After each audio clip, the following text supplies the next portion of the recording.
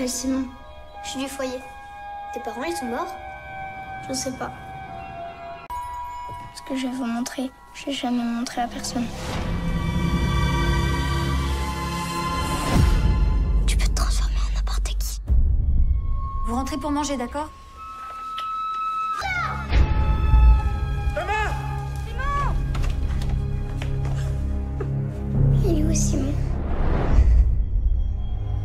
Quand Simon a disparu, est-ce qu'au fond de toi, tu t'es pas dit qu'il était peut-être juste parti? Pourquoi tu me demandes ça? Mais tu pensais quoi? Que t'allais pouvoir faire semblant toute ta vie? C'était un accident. Je t'aime. Peu importe à quoi tu ressembles.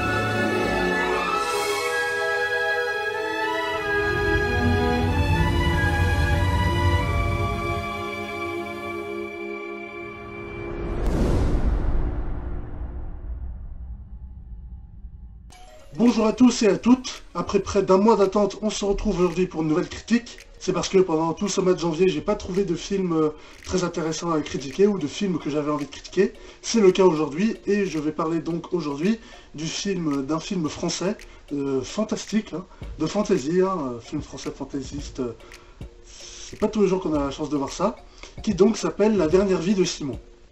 Donc ce film raconte l'histoire de Simon, un jeune garçon de 8 ans, qui a un pouvoir magique, qui est comme celui de Mystique dans X-Men, c'est-à-dire il peut prendre l'apparence de n'importe quelle personne qu'il touche. Et un jour il va faire la connaissance de deux enfants qu'il va rencontrer par hasard et qui vont l'inviter à manger chez lui. Et à cause d'un accident, l'un de ses enfants, qui s'appelle Thomas, à cause comme je disais, d'un accident dans la forêt, va malheureusement mourir. Et le petit garçon Simon va, évidemment c'est un enfant, il a 8 ans, il est sous le coup de l'émotion, paniqué et tout, va décider avec son pouvoir de se changer en Thomas et pour prendre la place de Thomas dans la famille Durand et faire croire que Simon, c'est-à-dire lui-même, est mort. Voilà, donc déjà là, il y a beaucoup de trucs à ingérer et à assimilé, parce que ça c'est juste dans la première partie du film, hein. Le film est en deux parties, le deuxième dure un peu plus longtemps, mais le film est vraiment en deux grosses parties, hein.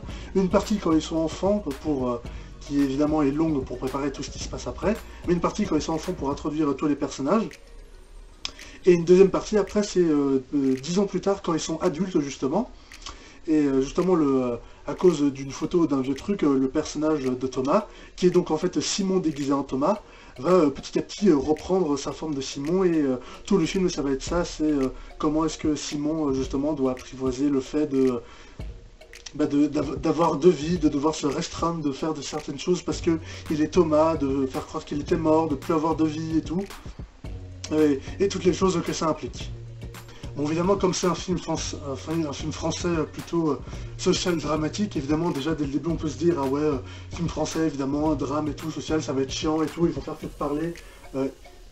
C'est principalement, oui, des discussions, des gens qui parlent, mais c'est justement, on pourrait croire que justement c'est film français et tout, c'est chiant, mais en fait pas du tout, hein, même si il n'y a pas de grosses scènes d'action, mais même si justement c'est uniquement des discussions et des développements de personnages, je me suis pas fait chier du tout, hein, à aucun moment c'était chiant, c'était vraiment très intéressant, très fascinant, tout le développement justement à l'âge adulte de Simon qui doit justement apprendre, en plus tout est délire aussi parce qu'en fait Thomas a une sœur, et donc du coup Simon s'est changé en Thomas, et donc du coup l'autre fille, j'ai totalement oublié son prénom, désolé, du coup c'est devenu sa sœur, sauf que lorsqu'il se change et qu'il devient en Simon, du coup il se met à tomber amoureux de sa sœur et à sortir avec sa sœur, qui n'est pas vraiment sa sœur vu qu'il s'est lui-même changé en Thomas, donc c'est pas vraiment sa sœur, mais donc du coup il doit gérer le fait de sortir avec la fille dont il était amoureux donc quand il était petit, et le fait de devoir être sa sœur plus tard, voilà, c'est super compliqué, c'est très compliqué, voilà. Quand je dis que ça c'est compliqué, mais en image dans le film c'est pas du tout compliqué à suivre, c'est très clair, mais voilà, dans le développement et tout, et dans les relations avec les personnages, c'est super compliqué, quoi. Le personnage Simon qui doit vraiment gérer tout ça, ça doit être horrible pour lui. Super chaud.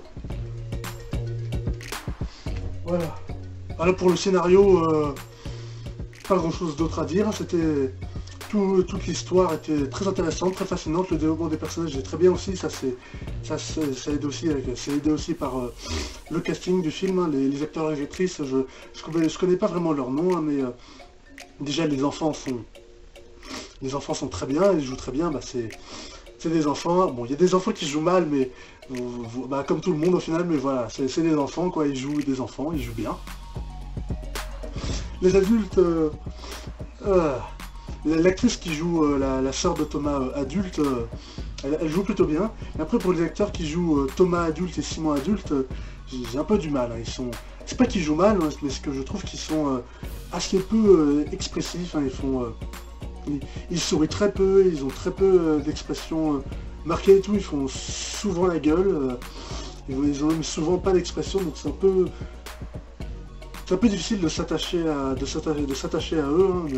Hein, bon, heureusement qu'il y a l'histoire pour aider tout ça, mais il y a quand même certains moments où ils sont émus, où ils pleurent et tout, mais dans l'ensemble, ils sont quand même assez peu expressifs. Hein, les deux acteurs ont le visage assez peu expressif, ils ont surtout blasé, donc ils jouent pas non plus horriblement bien, hein, c'était pas horrible à voir, mais c'était un petit peu compliqué à s'attacher à eux, quoi, voilà. Et sinon, à part ça, pour parler de la mise en scène, ah oui, au début du film, dans la première partie du film, justement avec les enfants, ça me fait penser à un truc, parce que dans la bande-annonce, à un moment, il y a un commentaire qui dit... Et c'est marrant qu'il parle de Spielberg, parce que justement, toute la première partie du film est très marquée par sa musique. C'est une musique, justement, qui est très très symphonique et qui est très... John Williams-esque, si je peux dire. La musique fait beaucoup penser à de la musique de John Williams, justement, dans des films de Spielberg, notamment celle d'E.T., parce que c'est quand même une histoire très fantastique, hein, surtout comme E.T. Et justement, dans le film, il y a aussi des scènes en forêt où des adultes, justement, cherchent justement Thomas à la lampe torche, un petit peu comme dans le début d'E.T., mais surtout la musique du film qui est très marquée par ses thèmes et par ayant des sonorités, justement, très John Williams-esque, ça me fait un peu penser à ça. Bah, déjà, tout de suite, rien que ça rend déjà le film bien, parce que la musique est pas mal, et aussi c'est surtout aussi pour le côté un petit peu enfant, hein, puisque lorsqu'ils sont adultes, la musique, il y a beaucoup de moins de musique, et la musique est aussi beaucoup moins symphonique, et beaucoup moins libre et joyeuse que n'était dans la première partie, parce que dans la première partie aussi, c'est les enfants qui se rencontrent, qui sont excités, énervés, qui courent partout, qui crient, qui sont heureux, donc la musique aide bien à rendre ça aussi, et la partie adulte, c'est la partie... plus désabusé, blasé, donc la musique est moins joyeuse et tout, donc là aussi du coup il y a deux parties de film vraiment qui sont vraiment séparées tout par les acteurs aussi, par ce qui se passe et par la musique aussi, leur mise en scène, donc il y a vraiment deux grosses parties dans le film. Au final, c'est quoi ça? Il fait super froid quand même, donc voilà. Et le truc évidemment à noter aussi, c'est que dans ce film, les effets spéciaux du film, quoi. Les effets spéciaux, comme on peut voir dans la bande-annonce pour les Simon qui se transforment et tout, bon, c'est pas en plus des effets spéciaux révolutionnaires, hein, on va me dire, je prétends pas tout savoir, mais à mon avis, c'est quand même assez facile à faire. Bon, étant donné tous les films français qui sortent chaque année, il y a, dans les paysages cinématographiques français, il y a tellement peu de films français où on utilise des effets spéciaux, ou alors où les effets spéciaux sont vraiment marqués et utilisés pour faire le film, qu'à chaque fois qu'il y a des effets spéciaux dans un film, tout de suite c'est incroyable, génial. Mais vraiment, il y a tellement peu de films français qui utilisent des effets spéciaux que chaque fois qu'il y en a un qui l'utilise, c'est remarqué quoi. Enfin, je remarque quoi, on fait attention. On s'en est non plus vraiment extraordinaire pour dire qu'ils sont révolutionnaires, les effets spéciaux sont bien sont corrects, hein, ils sont bien faits, ils sont gérés, hein, même si c'est pas le centre du film, hein, c'est pas le thème principal du film. Hein. Et c'est ça qui va servir justement à aborder toutes les questions et toute l'histoire abordée dans le film justement, mais c'est pas tout le film ne tourne pas autour de ça, hein, même si c'est grâce à ça que démarre toute l'intrigue du film, c'est pas l'élément central du film quoi. Un peu quand même, mais bon, je vous remets un peu les pinceaux. Un truc essentiel aussi à remarquer dans la mise en scène, c'est bien évidemment, pardon, comme le film traite évidemment de changer d'apparence et de visage et tout, il va y avoir énormément de gros plans sur le visage, sur les yeux aussi, parce que certains mouvements de caméra aussi intéressants surtout le visage, les yeux aussi évidemment, parce que c'est ça le plus important quand on change d'apparence et change de visage en l'occurrence. Comme ça parle beaucoup d'identité et tout, il y a aussi énormément de miroirs dans le film. Hein. Le père de Thomas, il est miroitier justement, il travaille dans une association dans une entreprise de miroirs, donc il y a énormément de plans sur des miroirs, il y a beaucoup de... On verra par exemple dans sa chambre quand il rentre, pas au début mais vers un moment du film, il y a plein de miroirs dans sa chambre et tout, donc pour refléter un peu tout aussi toutes ses personnalités, enfin sa double vie qu'il doit mener évidemment. Beaucoup de choses aussi sur les reflets, les ombres, mais voilà, c'est un truc assez classique et assez attendu pour ce genre de film, mais voilà, ça fonctionne quoi, ça marche, ça fait bien le reflet, c'est joli. Il y a aussi un truc que j'ai remarqué assez bizarre, et c'est dans le film, il y a une récurrence, j'ai trouvé de la couleur rouge. Il y a beaucoup de couleurs rouges ou rosâtres, rouges dans le film. Hein. Au début du film, lorsque Simon demande une papa, au début du film, lorsque Simon commande une papa, c'est rose. Hein. Puis après, lorsqu'ils vont dans la forêt courir avec Thomas, ils ont des gilets roses ou rouges aussi un petit peu. Hein. À la fin, quand ils sont dans l'hôpital, toutes les portes, les murs de l'hôpital sont blancs et les portes sont rouges. Quand il va manger ou déjeuner dans un bistrot, le bistrot il est rouge et bleu. Pareil aussi lorsque son père lui montre la nouvelle enseigne pour son entreprise de miroitier, il y a écrit son nom Durand et 6, c'est écrit en rouge. Hein. Il y a aussi une scène où il se fait tirer dessus avec du sang, donc c'est rouge. Il y a beaucoup de rouge dans le film quand même, c'est très récurrent, ça revient souvent. Je sais pas pourquoi, ça doit avoir un sens évidemment, c'est pas anodin, c'est pas fait juste comme ça. Hein. Après peut-être que si, c'est pas fait exprès, c'est fait juste comme ça, mais j'ai remarqué ça quand même, il y a énormément de rouge aussi. Il y a aussi toute la scène du début du film où ils font frères de sang évidemment, donc sang rouge évidemment, il y a vraiment beaucoup de rouge dans le film, ça doit représenter ou témoigner quelque chose dont je saurais pas vraiment dire, je saurais pas vraiment interpréter ce que ça veut dire dans le film, mais ça revient souvent, voilà, il y a un truc autour de la couleur rouge dans ce film. Un truc aussi que j'ai remarqué, qui m'a fait un petit effet quand même dans le film, c'est le climax à la fin, toute la scène de fin. Enfin, les scènes de fin, parce que c'est très particulier, parce que dans le film, à un moment, il y a un moment où la tension du film va monter, et il va se passer un gros événement, et lorsque cet événement arrive, on croit que c'est la fin, puis après ça continue, il y a une autre scène, puis après lorsque cette autre scène arrive, tu crois que c'est la fin, mais après il y a encore une autre scène qui arrive après, et là tu crois que c'est la fin, mais non ça continue, et tu crois que là c'est la fin, mais il y a encore une autre scène, et ça continue comme ça, à chaque fois je croyais que c'était la fin, et que ça va être la dernière scène du film, et après ça revient, ça continue encore, j'avais vraiment l'impression que le film n'allait pas se terminer, que vraiment on aurait dit vraiment que c'était le 4e acte du film, hein, même si en fait non c'était le 3e, mais il y a tellement de scènes justement qui ont l'air de suggérer que c'est la fin, mais que non ça continue encore, il y a une scène après, c'est très particulier, mais j'ai trouvé ça bien pour le coup, j'avais pas trouvé ça dérangeant, mais c'était assez particulier quand même.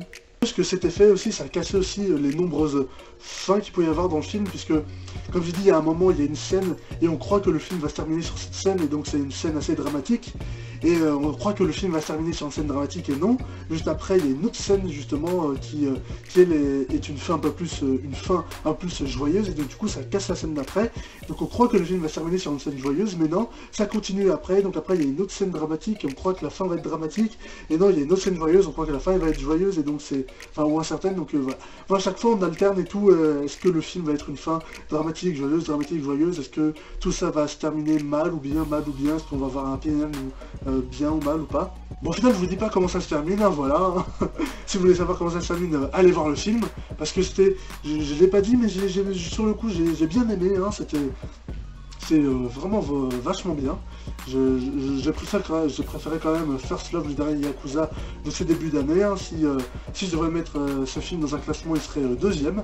Mais c'était quand même, le film était vraiment vachement bien et je vous conseille d'aller le voir. Je voulais rajouter quoi? Je voulais dire un truc avant. J'ai oublié, hein, voilà. Ouais, donc je vous conseille d'aller voir ce film, c'est vraiment sympa, je pense que vous allez pas vous faire chier, pas vous ennuyer, hein. Je vous conseille d'aller le voir, c'était vraiment très sympa. Et voilà, cette critique est à présent terminée, merci à vous de l'avoir regardé jusqu'au bout, n'hésitez pas à mettre un pouce en l'air et même 2 si ça vous a plu, et à me dire dans les commentaires ce que vous avez pensé de mes vidéos et du film, partagez ma vidéo sur les réseaux sociaux, et abonnez-vous à ma chaîne YouTube pour ne rien manquer de mes prochaines vidéos. Salut!